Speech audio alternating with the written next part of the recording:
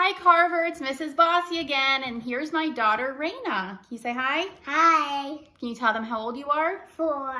And we are going to read what book? Do you remember what this Rosie, is? Revere, Engineer. Rosie, Revere, Engineer. Here, we're going to scoot back some. What if one of them says, oh, I know that story. Oh, some of them probably do know this story.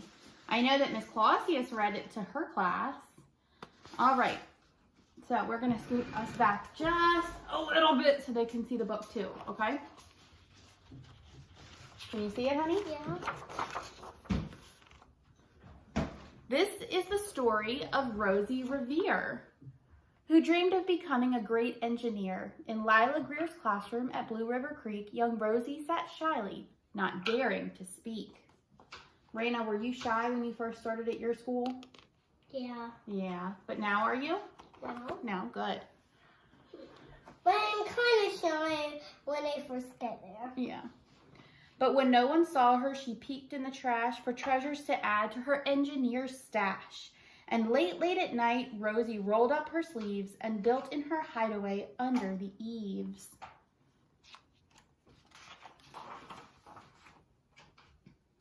Alone in her attic, the moon high above, dear Rosie made gadgets and gizmos she loved.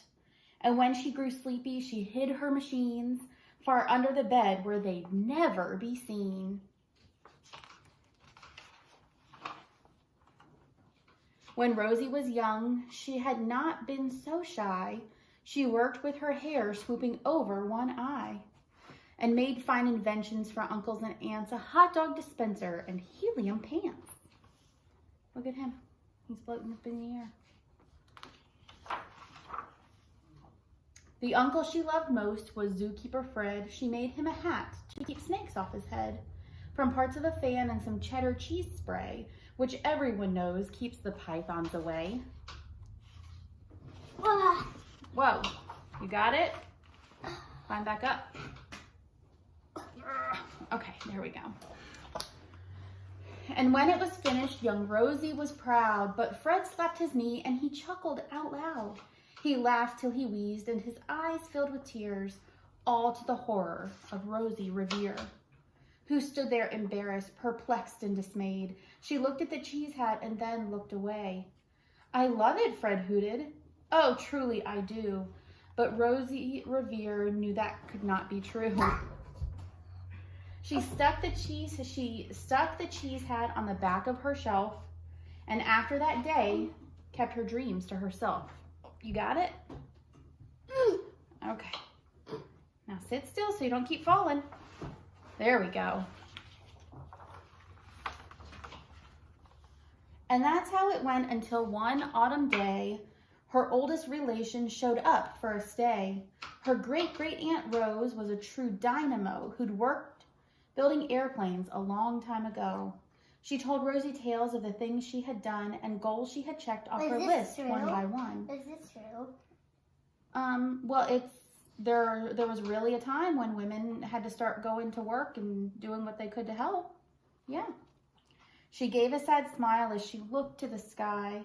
The only throw left on my list is to fly. But time never lingers as long as it seems. I'll chalk that one up to an old lady's dreams.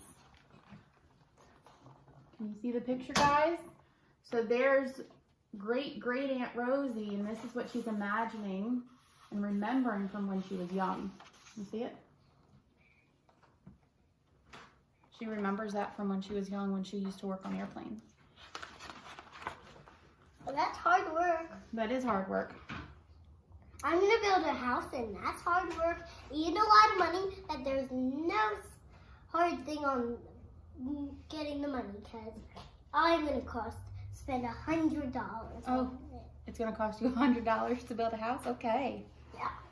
That night, as Rosie lay wide-eyed in bed, a daring idea crept into her head. Could she build a gizmo to help her aunt fly? She looked at the cheese hat and said, no, not I.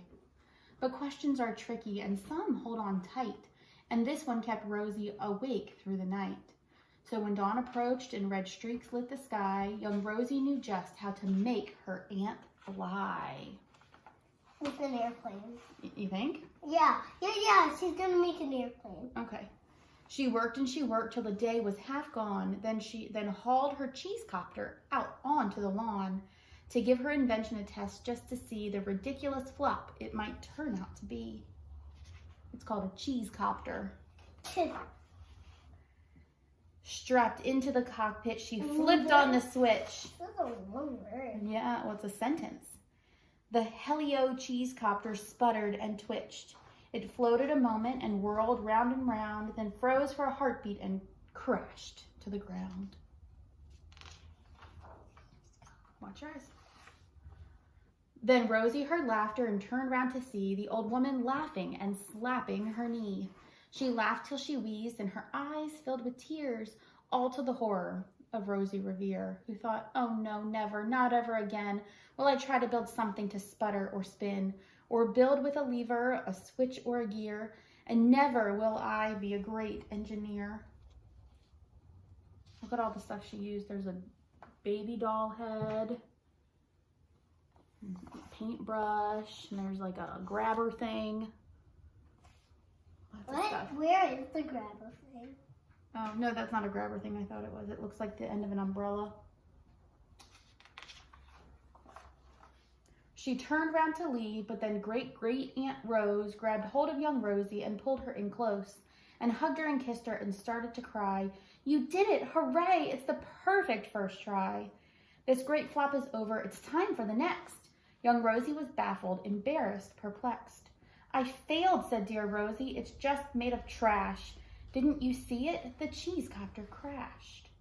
Yes, said her great aunt. It crashed. That is true.